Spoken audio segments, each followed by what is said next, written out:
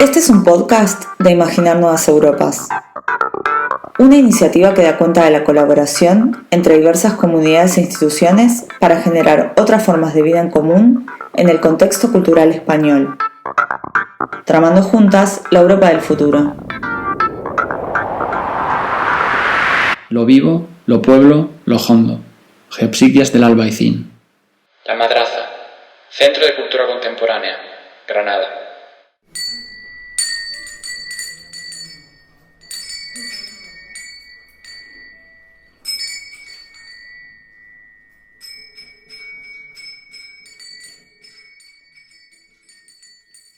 Esta investigación artística aborda las nociones de lo vivo, lo pueblo y lo hondo de manera sistémica e interrelacionada, situándonos en el barrio del Albaicín y tomando como sede de trabajo la Casa de Porras.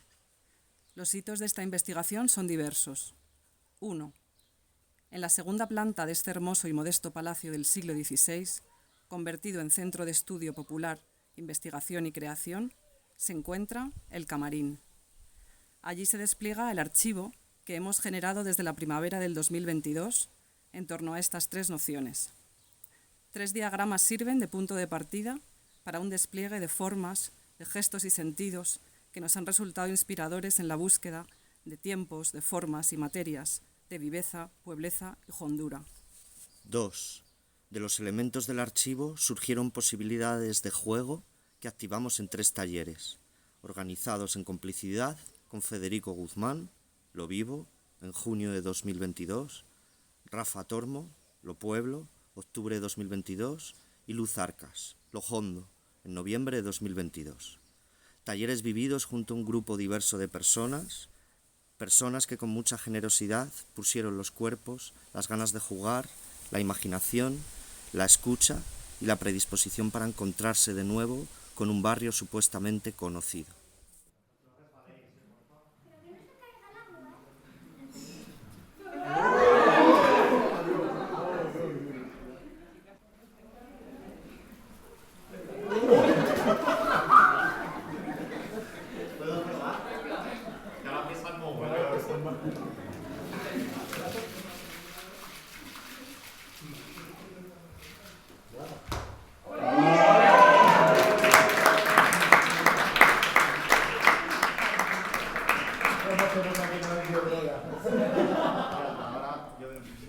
Tres.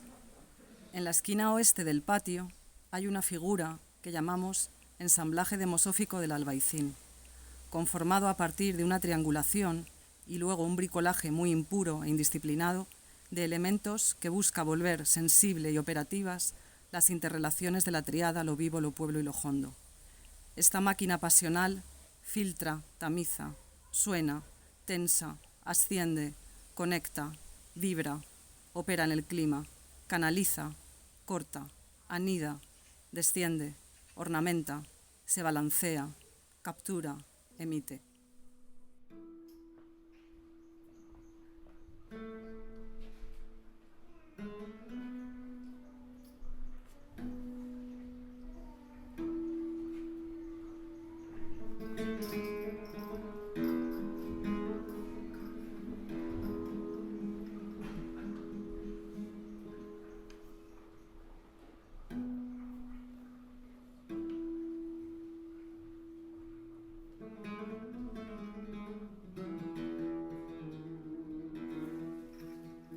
El método de trabajo que hemos seguido se inspira en el dibujo de Federico García Lorca, Joven y Pirámides, Deseo de las ciudades muertas, de 1930, y en la obra de Rodolfo Gil Benumella, Ni Oriente ni Occidente, El universo visto desde el Albaicín, también de 1930.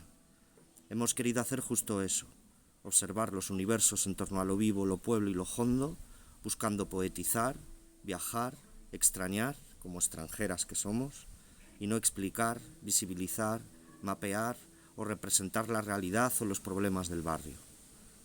Geopsiquia es un término inventado por Gil Benumella para nombrar la ciencia de las creaciones que une las 3 disciplinas intuitivas y hasta mágicas del amor, la estética y la religión.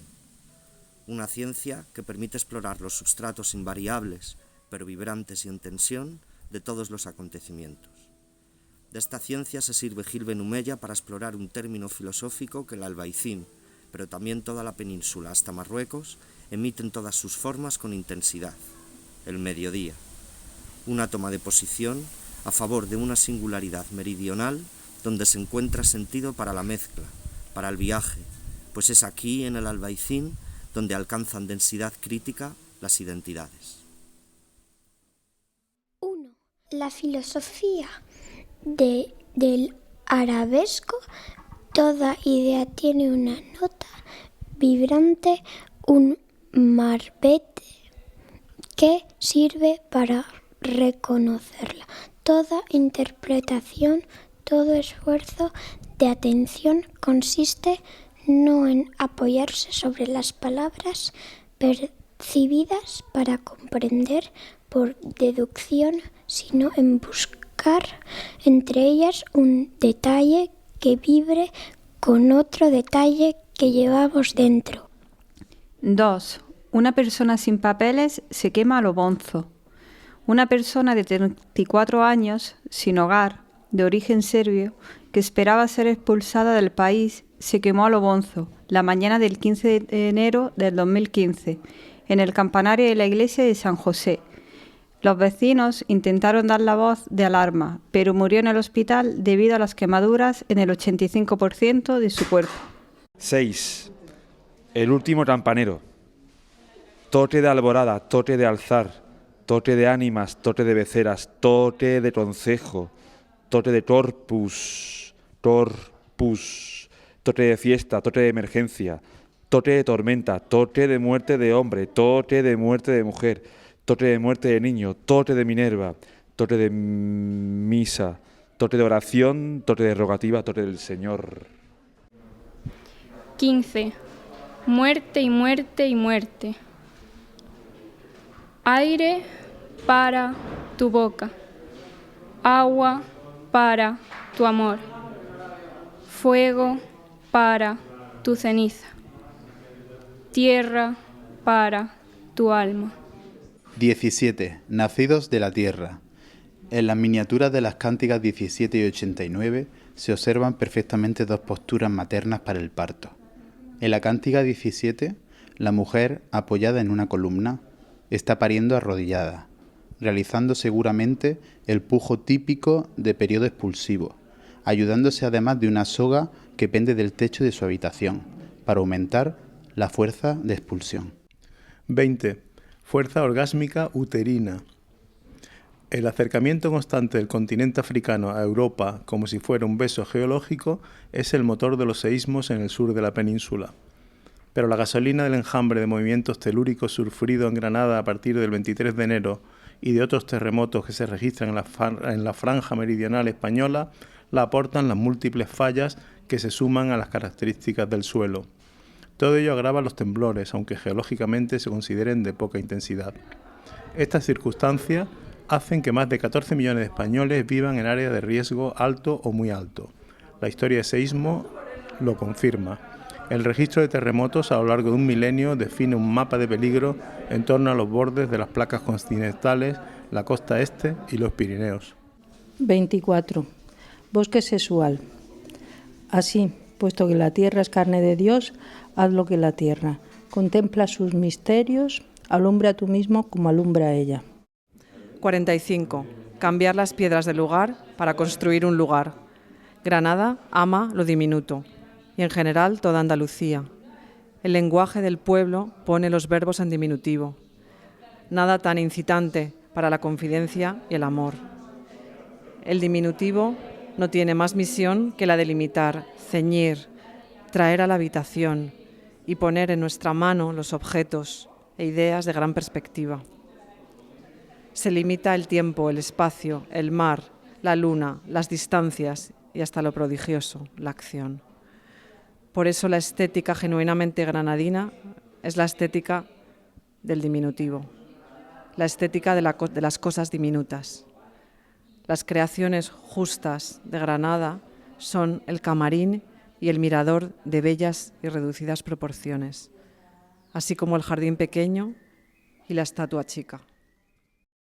50. apaciamientos. Ante las dificultades para a los soldados y, tras un breve debate legal y teológico, a inicios de 1569, se justificaba trocar la pena de muerte por la legalización de la esclavitud para todos los rebelados, a pesar de estar bautizados y ser vasallos del rey católico, con la excepción teórica, pero no de facto, de los niños menores de 10 años y medio y las niñas menores de 9 años y medio. Este punto es fundamental porque la medida permitió la creación de un gigantesco mercado esclavista con elevadas cotas de especulación, que en los años subsiguientes al conflicto implicaría a unas 30.000 personas, la mayoría mujeres y niños, que fueron vencidos fuera del reino. 52. La ciudad que desaparece. Podemos figurarnos la cantidad de casitas humildes, de rincones pintorescos, de detalles desaparecidos en el silencio, sin que de ellos haya quedado ni el recuerdo. Y todas estas casitas moriscas del Albaicín, minúsculas, recatadas, cuyas humildes fachadas no revelan nunca la gracia refinada de sus interiores. Todas estas casitas, conservadas milagrosamente desde el siglo XV, albergue entonces de los musulmanes sometidos que contemplarían melancólicamente desde sus galerías y cenadores la magnificencia de las torres de la Alhambra, en poder de otra raza y bajo el símbolo de otra religión. ¿Hasta cuándo estarán en pie? Número 56. Resistir es recrear. El jueves 20 de marzo, a las 6 de la mañana, 50 agentes antidisturbios de la Policía Local de Granada tomaron por sorpresa el Cerro de San Miguel para desalojar y clausurar 6 cuevas en las que vivían familias alegando peligro de ruina. 12 horas después, los vecinos de todo el cerro se unían para empezar a desenterrarlas. La noche del viernes al sábado, mientras una pareja ya dormía de regreso en su vivienda, otros se apostaban con tiendas de campaña en la cercana ermita de San Miguel, en cuya explanada aparecieron los agentes 2 días antes. Al final de esta semana, todas las cuevas desalojadas estaban habitadas de nuevo y el barrio se organizaba para resistir. 59. Pasaeras.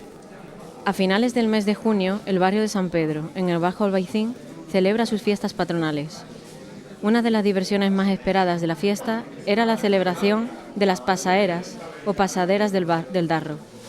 El juego consistía en cruzar el cauce del río sobre unas tablas o sobre unas piedras jabulanas debidamente untadas con jamón o sebo, hasta hacerlas muy resbaladizas. ¿Quién como Dios? En 1750 una gran sequía arruinó las cosechas. Se decidió entonces bajar a San Miguel en rogativa, rodeado por las cofradas de su hermandad. Y al llegar a la Plaza Nueva, una salva de artillería y el repique de la campana de la Torre de la Vela acompañó el paso de la procesión. Cuentan que se obró el milagro, y ese mismo día llovió. Una lluvia que ha acompañado en algunas ocasiones a la romería, y no era raro ver a membrillos, acerolas y tenderetes bajar a raudo, empujados por la fuerza del agua por las cuestas del Albaicín. 70. La cabra tira pa'l monte. Nunca fue tan cierto que las calles de Granada eran de sus vecinos, una especie de extensión de sus paupérrimas viviendas. A las calles sacaban los bancos de trabajo, en las calles dejaban carros y caballerías, en las calles jugaban los niños a la pelota, por las calles rumiaban vacas y cabras, para que sus pastores las ordeñasen y vendieran la leche. En las fuentes y pilares lavaba la gente tanto la ropa como las verduras. En las calles organizaban infinidad de mercadillos quienes tenían algo que vender, etc.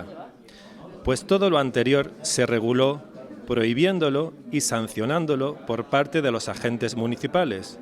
Los granadinos se resistieron, pero las sanciones comenzaban a ser efectivas. Los caballos ya no podían dejarse días enteros amarrados a las rejas. Se dejó de correr o galopar por las calles anchas. A las vacas lecheras se les impidió andar por las calles enlosadas, solo por las terrizas. La paja no se podía acumular en las puertas de un día para otro. Los artesanos debieron meterse a trabajar a cubierto. Los niños no pudieron jugar a pelota contra los edificios públicos y notables, etc. 74. Barrio Rojo. La presencia de un cuartel en el barrio tenía una justificación clara para las autoridades franquistas: establecer un lugar de control y represión sobre los vecinos del único barrio que había resistido heroicamente desde el 20 al 23 de julio de 1936 al golpe de Estado fascista. El barrio obrero había sido la cuna del movimiento anarcosindicalista de Granada, y de él procedían la inmensa mayoría de sus dirigentes, también de la FAI. Y en él se cebó la represión consiguiente, con miles de detenidos, encarcelados y fusilados en las tapias del cementerio de San José. No hay calle en el Albaicín que no tenga algún familiar represaliado. 84. Pólvora y dinamita. La inexpugnable factoría de munición del Fargue es la guardiana de los secretos de la defensa nacional y esconde curiosidades como el origen de la AFP en España.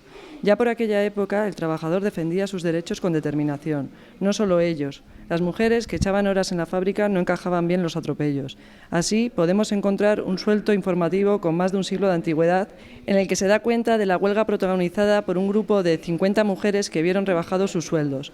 A los pocos días se dio por terminado el conflicto laboral después de que los responsables de la fábrica cedieran a abonar 3 pesetas por cada 100 paquetes de pólvora. Anarcosindicalistas.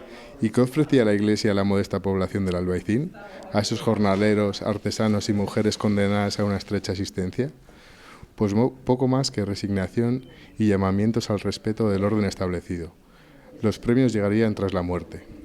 Tan burdo planteamiento era repetido una y otra vez por el clero sin que desde luego evitaron la continua sangría de feligreses en las parroquias del Albaicín, que poco a poco se había ido convirtiendo en el barrio más anticlerical de la ciudad. 86. Barricadas. Desde el primer momento, las nuevas autoridades convirtieron el catolicismo en uno de sus estándares ideológicos. Todo un programa de recristianización de la ciudad se pondrá en marcha, y las comparaciones con la toma de esta en 1492, del conflicto en curso con la guerra de las Alpujarras o de Francisco Franco con los reyes católicos y Felipe II serán el pan de cada día en el diario Ideal. Procesiones, misas multitudinarias y otros actos religiosos se sucederán sin descanso. No es pues de extrañar que se elabore un programa de reconstrucción de los templos y cruces destruidos por los disturbios del quinquenio republicano, o que se anuncie la creación de un taller de imaginería religiosa. 88. Cuando llovió sin parar durante 3 meses. Durante 3 meses las lluvias fueron las protagonistas en la capital, siendo el Sacromonte la zona más afectada debido al tipo de viviendas en las que habitaban, las cuevas. Hubo historias trágicas que fueron clave para el desalojo de los vecinos de este barrio humilde, como la de la muerte de un padre y su hijo de 3 años, sepultados por su propia cueva que finalmente se vino abajo. Los testimonios de las personas que tuvieron que irse de sus casas, como Curro Albaicín, ponen en valor lo difícil de la situación. Se tuvo que dar cobijo a 7.000 personas aproximadamente, que fueron evacuadas a albergues, barracones y otras viviendas provisionales, pero que continuaron durante años. Fue tal la tragedia que incluso Franco se personó allí, visitando a las familias que tuvieron que abandonar su hogar. 92. Pozo Airón. Caer en el Pozo Airón. Frase con que se da a entender que alguna cosa que se ha perdido no es fácil de hallarla o sacarla de donde está. Y viene de que en Granada había un pozo a quien llamaron Airón, porque siempre echaba de sí bocanadas de aire, y era tan profundo que costó muchos años de tiempo y trabajo para cegarle. 94. Libros plumbios. La crítica filológica e histórica parecen determinar que la impostura pudo ser obra de moriscos de alta posición social que intentaban conciliar el cristianismo con el islam en el periodo posterior a la rebelión de las Alpujarras. Ya en esa época, Luis Tribaldos de Toledo los consideró falsificaciones, pero el arzobispo Pedro Vaca de Castro promovió en su época distintas traducciones que aumentaron la confusión hasta que en 1682 fueron declarados falsos y heréticos por el Papa Inocencio XI. Pero sí se mantuvo la validez de las reliquias que aparecieron junto a los libros. Estos fueron llevados a Roma, donde permanecieron hasta el año 2000, en que fueron devueltos a la Archidiócesis de Granada. Según Julio Caro Baroja, en el famoso asunto de los plomos del Sacromonte intervinieron moriscos conocedores del idioma árabe, que demostraban tener unas fuertes convicciones cristianas, al menos exteriormente, y los escritos apócrifos que componen el núcleo central de la falsificación parecen responder, en parte, a un intento de aproximar ciertos elementos de la tradición islámica a la fe cristiana.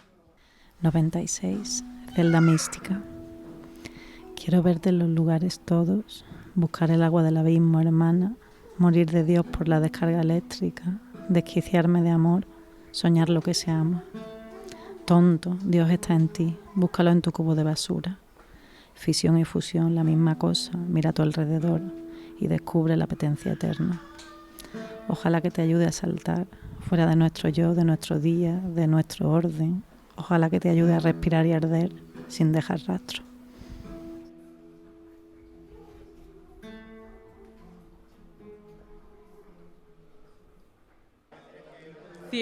Cornezuelo del centeno. El cornezuelo o ergot Claviceps purpurea es un hongo parasítico del género Claviceps que consta de más de 50 especies. Todas ellas pueden afectar a una gran variedad de cereales y hierbas, aunque su hospedante más común es el centeno. Cuando el núcleo del cornezuelo se deposita en la tierra, permanece en estado letárgico o esclerótico hasta que se dan las condiciones propicias para medrar y pasar a la fase fructífera, en la que se desarrolla como una minúscula seta y libera las esporas fúngicas. Entre los científicos que estudiaron este hongo y sus derivados se encuentra Albert Hofmann, cuyos experimentos lo encaminaron al descubrimiento de la dietilamida del ácido lisérgico, LSD, un poderoso enteógeno derivado del cornezuelo que afecta al sistema serotoninérgico. El cornezuelo se utilizó para inducir abortos y detener las hemorragias uterinas tras el parto, pero en la actualidad se ha sustituido por sustancias sintéticas. 101. Underground. Hundió la azada, tiró del ramaje con cuidado. Patata, patata, baloca, batata o castaña de tierra, manzana de tierra, etc. Nos libraba del hambre en tiempo de miseria. Cómo se agarran 14 o 20 de ellas a unas pobres rizomas, delgaditas peludas que se mueren, de flacas por darles de comer. Hundió la azada, tiró del ramaje, con cuidado como si no quisiera que ninguno de los hijos que tenía escondidos en el monte se los dañaran. No se puede vivir ahí dentro, ahí más bien se muere, pero fuera tampoco entiende una cómo es que crecen las cosas ni por qué. Los donizelas tendrían que matar a las musarañas. Eran una pequeña comunidad, underground, apocadita, compartían el agua y los minerales.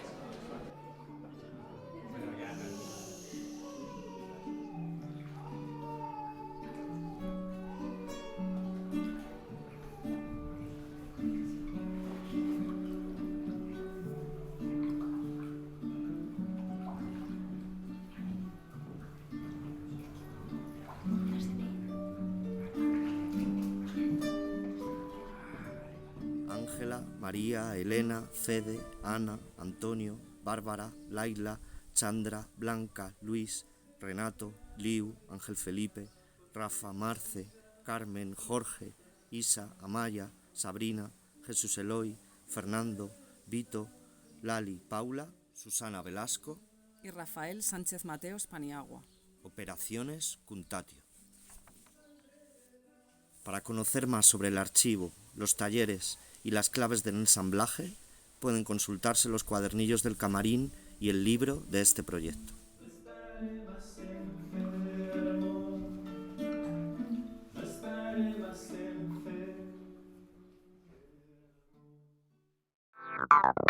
Imaginar Nuevas Europas es una iniciativa impulsada por la Presidencia Española del Consejo de la Unión Europea.